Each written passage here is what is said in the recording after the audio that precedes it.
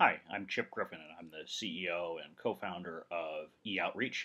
And today I'm here to show you a little bit about our Issue Sonar product. So let's jump right into a demo.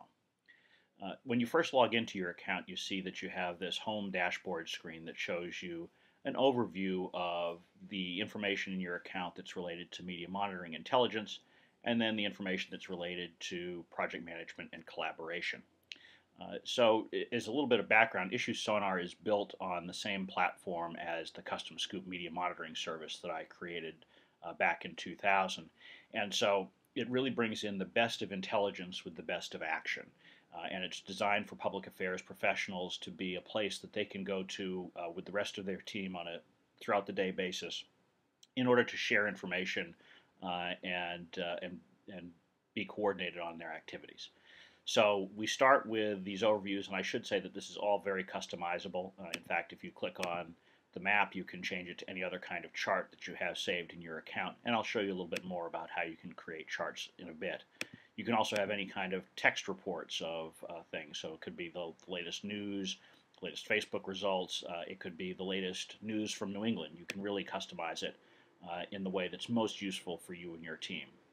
Over here on the right-hand side, we have upcoming events because you want to be able to track calendar items that are important to the whole team. Tasks, these by default will show you your own tasks that are assigned to you that are upcoming or that are, in this case, are overdue. And then recent documents, and I'll show you a little bit more about each of these in just a moment as we walk through. As you can see, the application is organized through a series of tabs, and the results from your media monitoring, which includes both traditional and social media, are located right here on the Results tab. When you click on it, it'll take a moment and it'll bring up all of the results from the last 24 hours or so, and it includes in one integrated place all your news, social media, as well as monitoring of advocacy sites, policy websites, and government websites. You can zero in on anything you want here. You can click on this little left-hand bar that expands, and you can drop into any particular state or country. You can go into the various keywords that you may have set up in your account, tags, which I'll talk about in a moment, information types, so if you just want to see news or government stories, you can, and then your social feed, so you can get at a very quick glance things on the major social media sites. And then there are other quick bookmarks here to let you operate within your account very efficiently. With your results here, you can take a look at a lot of different things. You can save the report criteria, and we'll go over to this Reports tab that I'll show you in a moment. But that way, if you're customizing your results by region or by topic for certain members of your team, you can save that criteria once and not have to go back and change it all the time. You can create a map, just as you saw in that Home tab, so that you can see geographically where things are showing up. And it's not just the U.S., you can also do a world map. You can chart the results, and we'll show you the chart wizard in just a moment. You can also download all of your clips as a spreadsheet, so you can do whatever you want with them in your own system. You can take them out as a PDF to print them and share them with colleagues. And then if you're more technical, you can take it as an XML or RSS feed and import it into your website, your intranet, or any custom application that you have. You can see here that it's very easy to change the criteria, so if you want to change, instead of looking at the last 24 hours, you want to look at the last 7 days, you can do that without any difficulty at all. You can go ahead and edit the criteria any way you want, and that will essentially take you over to the Search tab, where you'll be able to zero in on all sorts of different criteria. Really, you can be extraordinarily granular here to get just what you need. So if I wanted to pick just a couple of the search terms, I can do that. I can go in and pick ones with certain tags. So if I've marked something as being a clip about the CEO, I can look at those, maybe only the negative ones. And as you can see here, the criteria builds up on the right-hand side, so it's very easy to understand what it is that the results will show.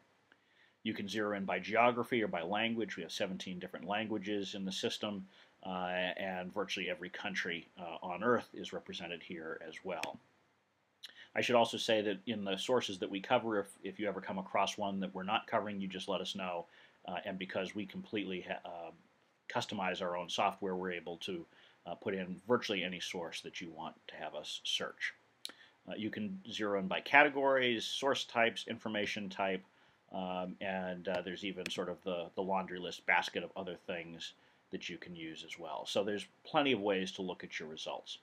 So let's go back for a moment, though, and take a look at the individual result that's at the heart of the media monitoring portion of Issue Sonar. And what that will do is it'll tell you key things like the headline. It'll show you the byline. In this case, it'll even show when it was there. And then we've got you can email the clip out to someone, and you can even have an address book where you save different people's email addresses if you're sending clips around on a regular basis.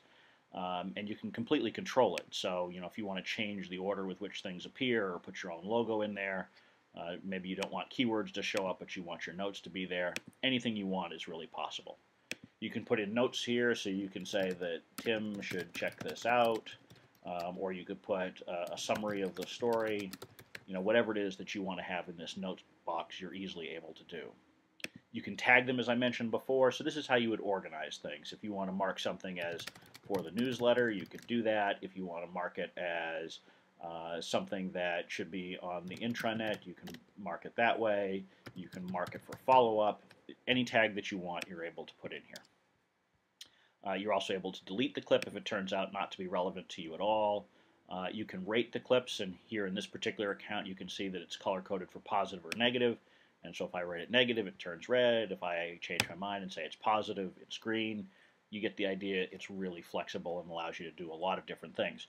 I should say that you can have any kind of rating system you want. So it could be positive, negative. More people do positive, negative, neutral. But you could also have it be a 5 or a 10-point rating system with whatever color coding that you want to have along with it.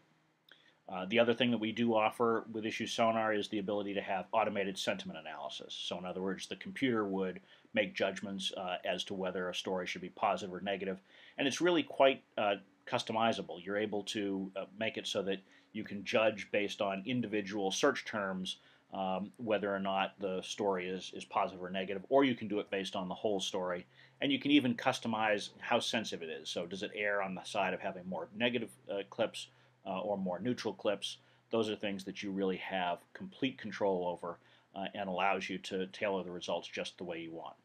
Of course, even once the computer has done the ratings, you can always come in and change them because, as we know, automated sentiment analysis isn't perfect. Even in the best of circumstances, it's about 80% accurate. So you want to have that flexibility to zero in just on what you need. Let's take a look at some of the other functions in the account. We've already seen searches, but reports, which I mentioned, is the ability to save criteria. So you're not constantly using that search wizard if there are certain things that you want to look at on a regular basis. And so here are some samples. And as you save them, they show up here on this Reports tab, and then you can view them, but you can also turn them into alerts. So over here, you can set it up so that all of the results for example, daily and non-daily newspapers would show up on a daily basis. And you can, again, customize this however you want. You can put in any email address you want it to be, as far as where the email is coming from, customize the list of recipients, and then you can send any report that's saved in your account. And it can be a chart, it can be a clip report, and it's really something so that you can set it up. Let's say that I have a weekly report due on Fridays at 3. I can set it up so that I will email out to myself the reports and charts that I need at 2 o'clock. I simply copy and paste them, send to my boss.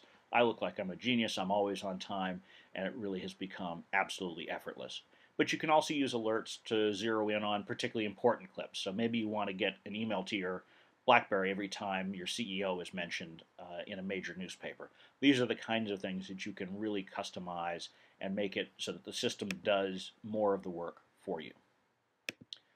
Charting, we have a very simple chart wizard that allows you to create virtually any kind of chart that you want. We even have pretty pictures so you know what they look like, and it even updates down here with samples so that you can understand exactly what your chart will look like when you create it.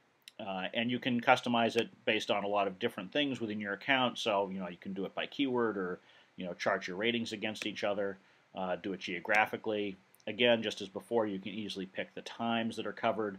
Maybe you want to look at the last month worth of clips for a client report. Who knows? Whatever it is that you want to do, it will allow.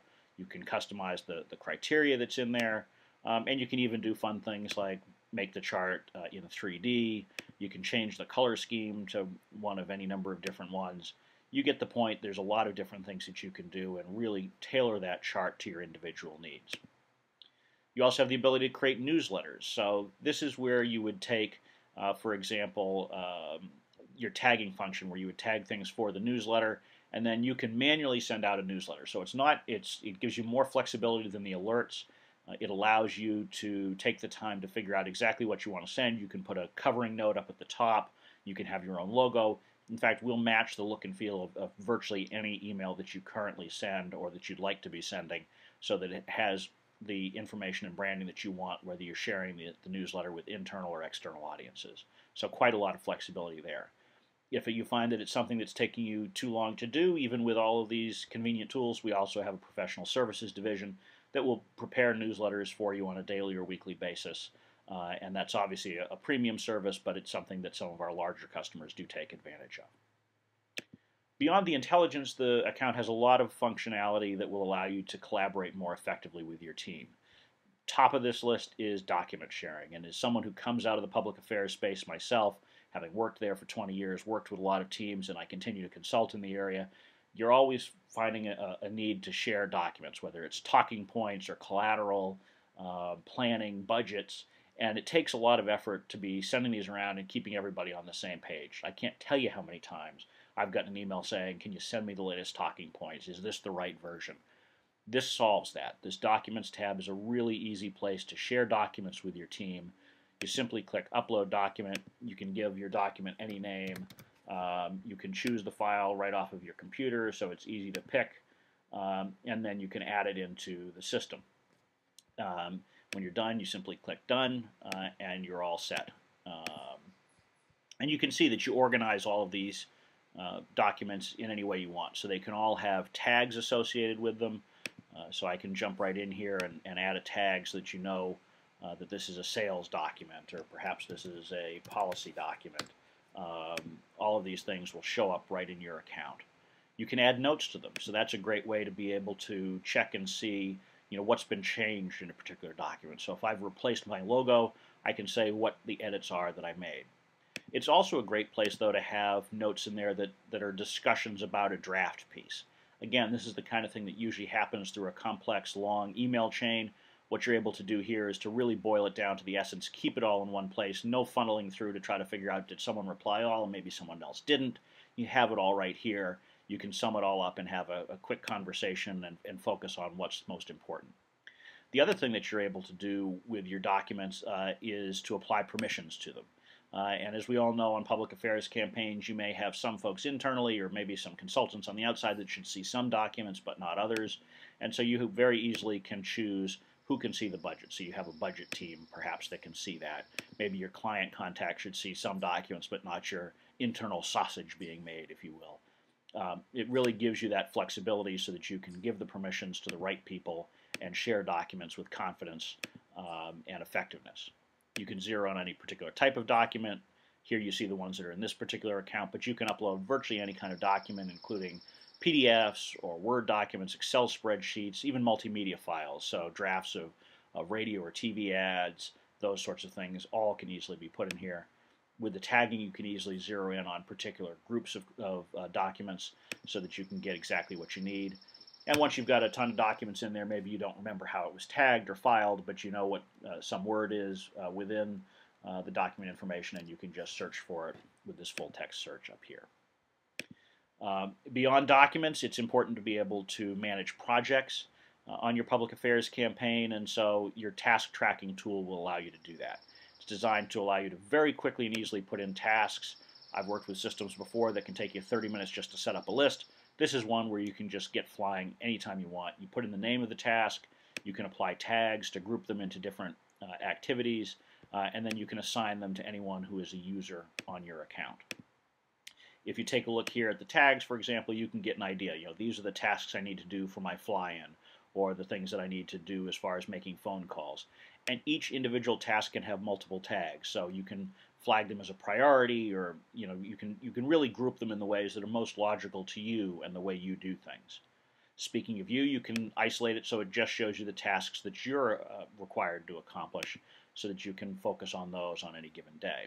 As you can see, the due dates all show up here in red when they're past due, which these are in this particular demo account, and then you can set tasks without due dates as well for things that just need to be accomplished at some point. Again, you have the ability to put in notes so you can talk about what the status of a task is or what the roadblocks are, and those are the kinds of things that will help you be more effective when you work with the rest of your team.